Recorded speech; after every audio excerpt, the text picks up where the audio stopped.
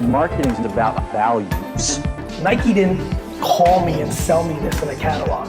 I bought this swoosh because it's ingrained in my soul. When you have a product that really resonates with customers, the word of mouth grows like wildfire.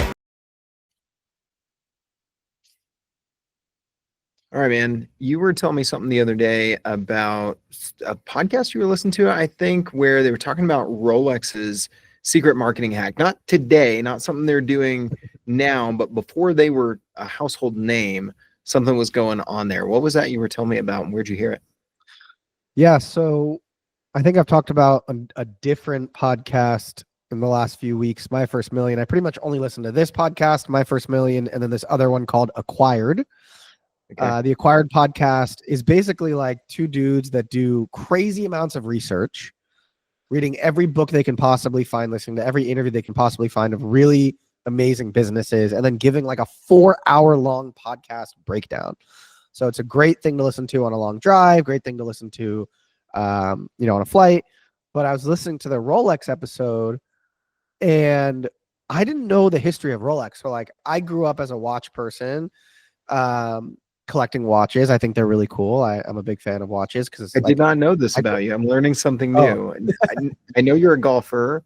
I know that you really love music. Now I know you're a watch guy. All right. Yeah, I love watches. My grandfather, who came to America with like $1 in his pocket and died a semi-successful, entrepreneur, was really big into jewelry. Like he'd wear like gold bracelets, like kind of like old school, Eastern European vibes. And I never really liked wearing big bracelets or necklaces, so I got into watches. And I always just knew that Rolex was like the best. Everyone always told me it was like the Ferrari of watches. It tells the best time. And then when I got to meet more just more watch enthusiasts, they always said like Rolex actually doesn't keep the best time. And so I started investing in other watches and collecting other watches. But long story short, Acquired did a breakdown of Rolex, and it blew my mind because I didn't know the actual backstory of Rolex. And one of the things that put them on the map and really made them become the preeminent wristwatch, because when they first got into the game, there were only pocket watches. Like wristwatches weren't even a thing. Right. The thing that made them the preeminent wristwatch was this thing on every Rolex. I just happen to be wearing mine today, but it says superlative chronometer officially certified.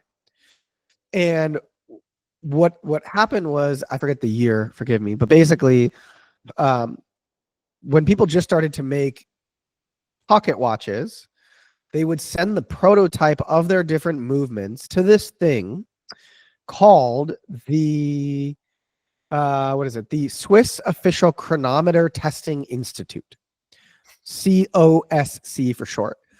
And they would send it to see, okay, does this actually tell perfect time? Does this match the formal GMT, Greenwich Standard Time, time? And they would send the prototype in for their new model. They would get it certified. They have the certificate, and then they'd go and replicate that original build. And they would sell the replication or the version of that demo that they made. Yeah. Now the difference is Rolex sent every single product they ever made to get formally tested. That way they can put on every single watch that they sell, superlative chronometer officially certified. And it just got me thinking, do people actually really look into what these things are? Well, a certain percent of the market actually does. But last week when I was listening to this episode, I had to buy my daughter a new crib. She's getting bigger. She's 6 months old now, and she's outgrown her bassinet. So we got her a bigger crib, and my wife really wanted to buy it from Crate and Barrel. They were like $1,000. I'm like, $1,000 on a crib? That's kind of crazy. She's going to grow out of it. I was like, let's get one on Amazon. She's like, I don't know if I trust the one on Amazon. So I pulled up the most expensive, top of the line, best one we could find on Amazon. It would come faster. Everything would be great. And it said like JLNPA certified. And I was like, Liz, this one is JLNPA certified or whatever. And she was like, well, what does that even mean? And we both kind of shrugged our shoulders and was like, okay, well, if it's good enough for us, we probably shouldn't have done that. But these two things kind of got me thinking, where are other examples of certifications or things that entrepreneurs can use, maybe not necessarily to drastically move the needle in their business, but give people a reason to choose Rolex over an Omega or Rolex over something else, or choose one crib over another, or choose a marketing agency over another, like being Meta ad certified, Google ad certified. No one's getting on the phone being like, hey, are you guys Meta ad certified? It's like, you almost don't care as long as they get good results. But if you're debating between two companies and one has a better Meta ad certification than the other, okay, that's another reason to choose them. Yeah. Dude, early in my sales career, people who know me know that I sheepishly say that, I was in office equipment technology sales for 10 years, which if you've ever heard anybody say that, that means they sold copiers and printers and maybe the occasional fax machine, like really boring stuff. I missed the heyday of that industry by like 15, 20 years. But anyhow, that's where I cut my teeth in sales. But it's amazing to me how often I would go up against competitors and they would be like, oh, well, they told us that their copier lease is upgradable, or, their color copier has 8-bit color and I'm like, well, ours are that too. And ours have this technology as well, but they were the first ones to say it. And they kind of stood out in their mind, right? It wasn't necessarily a certification, but it was like they had chosen like this feature or, this aspect of the way that we do our contracts. We're going to kind of brand it this way and just say it like it's a thing, right? Say it with confidence. And, it kind of gives this impression that we've been here, we've done that, we've given thought to it. You might have differentiating features of your product or of your service, but you haven't necessarily like named and claimed them. And when you do that, it kind of puts the competition on their heels, right? And, I think that's a great example with accreditations for marketing agencies. HubSpot now has forever they've had inbound certified and, their partner certifications. Now they have accreditations, which means that you have actually shown that you've implemented something with HubSpot with a client, and they've gone and verified it with a case study. So that's actually an example of going further to really prove the thing, and put the skin on the wall and not just, claim it. So I think there are levels to this, whether you're a product company, like Rolex, or you're a service-based company like a marketing agency. I think it still applies either way, but I had no idea about this with Rolex, that was their thing. So they went from just testing the original and then shipping all the, not knockoffs, but all the ones that were derivative.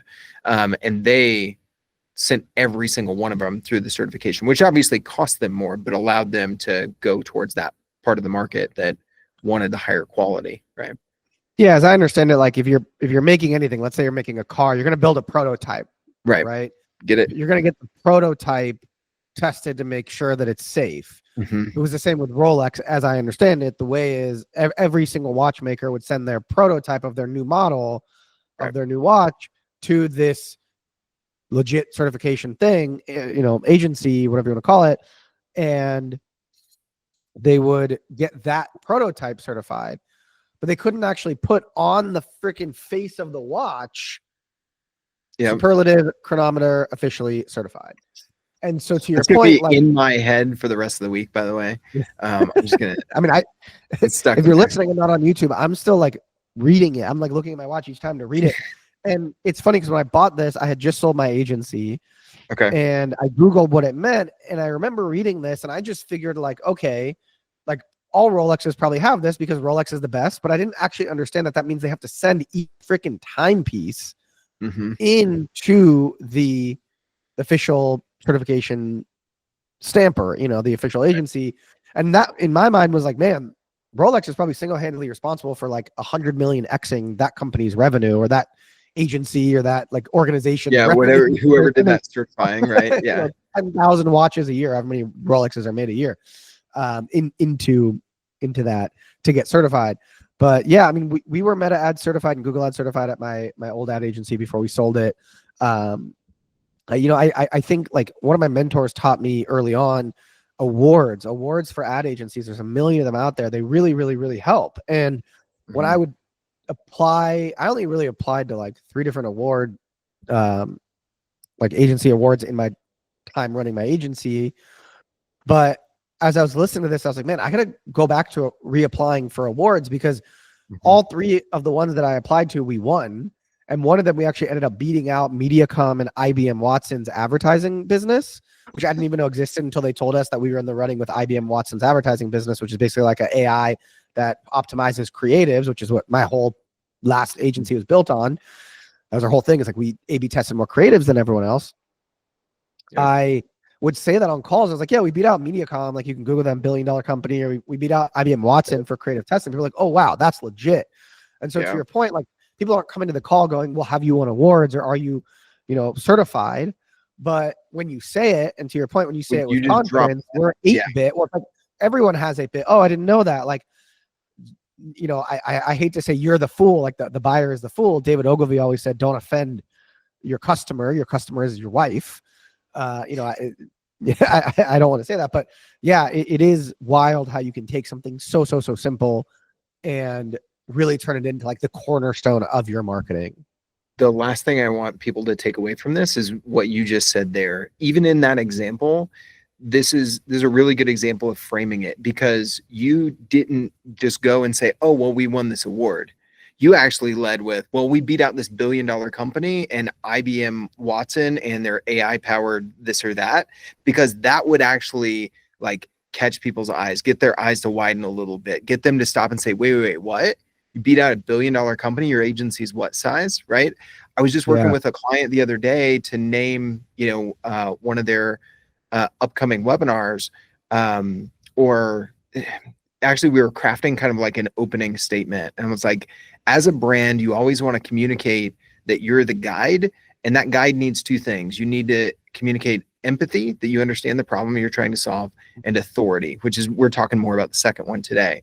And I was like, man, how many videos has your agency produced for brands? And he's like, this many projects over this. It was like probably 10,000. I was like, why are we not saying that? Like, hey, here's the framework from a team that has produced over 10,000 videos for B2B SaaS brands, right? And you just say that, and they're like, oh, okay, now all of a sudden they're listening differently, as opposed to, well, our video agency is Spark Portal, and we've been around since X year, and this and that, right? Just finding those things that maybe just you're like, oh yeah, there was that thing, that are going to make a difference. Just like you did there. You didn't just say, hey, we won this award. You put it in context, and you called out, like, it's everything we talk about in writing headlines, in writing ad copy, right? Pulling the most compelling piece forward. And you just did that very naturally. And so I want people to pick up on that from, my example of 10,000 videos and yours of beating IBM Watson. Congrats to you, by the way, on that one, man. Yeah. Thank you. It was kind of wild. We wrote such a long, detailed Google Doc that we turned into a fancy looking PDF in Canva to basically show how, we tested 117 different variations of a couple different ads for one of our weighted blanket clients. And it lowered their cost to acquire a customer by like 47%. And the judges are 47 to 37%. I forget the exact number, somewhere online. But the judges literally wrote, like, we love how you were able to achieve a better rate of lowering cost to acquire a customer by creative optimization by hand than some of the other competitors or some of the other finalists were able to do with technology. AKA wink, wink, nudge, nudge. IBM Watson, my team doing it by hand was better than IBM Watson, which is another reminder. You should not AIify everything in your business. If you haven't listened to that episode of the 10-Minute Marketer, go ahead and scroll back a couple episodes and hear the one thing you should not AIify in your business. But yeah, I love the idea of what you said, pulling it forward, right? Like taking the most compelling thing and pulling it forward. I think a lot of people, when you ask them, like, why should I choose your business over another? It's like, we have the best case studies. We get the best results. But like, what does that actually mean? Can you tie it to something? And that's what worked so well at my old ad agency is we help companies make $4 for every dollar they spend on digital ads. If you land on 99.9% of e-commerce marketing agencies' websites, they say, we help you grow faster. We get you better results. We help innovative solutions to grow your pipeline. Yeah, they all sound the same, right? It would be better to take one example, even if you don't have a bunch of case studies, just have one example and one quantifiable result that you could point to than to say, hey, we have 30 great case studies. Saying that one result is going to hit harder than saying, hey, we have all these, great case studies and great results. Yeah. And even if you have like one outlier case study, right? Like when someone says, why should we choose you over someone else? Well, I helped Joey get 75 qualified book calls in the first 30 days working with us. You don't even need to say we get better results across the board. You can just say like, well, we helped this guy achieve this result or this lady achieve that result. And then it's like, oh, that could be me. I want to work with you. Yeah. So I did the same thing when I launched Demand Shift, man. I didn't have any clients, testimonials. You and I are always talking about like the social proof you need in this sort of business. And I was like, well, I've 5x my conversion rate from webinar sign up to book sales call in my last role. And it's that framework that I'm applying for you. So maybe we can, right? Maybe we can't. I can't give you 12 months of, client. And now I have even better client testimonials and that sort of stuff. But that's where I started, was like, what social proof do I have and how can I translate that? And like you said, pull it forward and share that, like poignant piece of social proof. Yeah. Yeah. It's interesting. Like with Rolex today, their social proof, their, thing that they're pulling forward is essentially they sponsor all of the biggest athletes in the world. And they make sure that all of the biggest celebrities in the world are wearing limited edition Rolexes.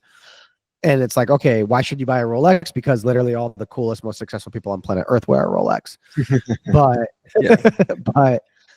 back in the day, it wasn't always like that. They didn't have that budget. They didn't have that marketing they strategy. couldn't make that. Like, why should you choose us? Because we tell the best time certified by someone else. Period. End of story. End of episode. Like and subscribe. Anything else to add, Logan? No, that's it, man. That's a great way to end on a proverbial mic drop. See you guys next time. Thanks. Thanks for listening to the Marketing Max show. It takes me and my team hours to produce it every single week, but it only takes you 15 seconds to hit that share button and text it to a friend, drop it in a Slack group, or share it on Twitter, Facebook, Instagram, or any of your favorite social platforms. I appreciate you taking the time to check out my content. Have an awesome day.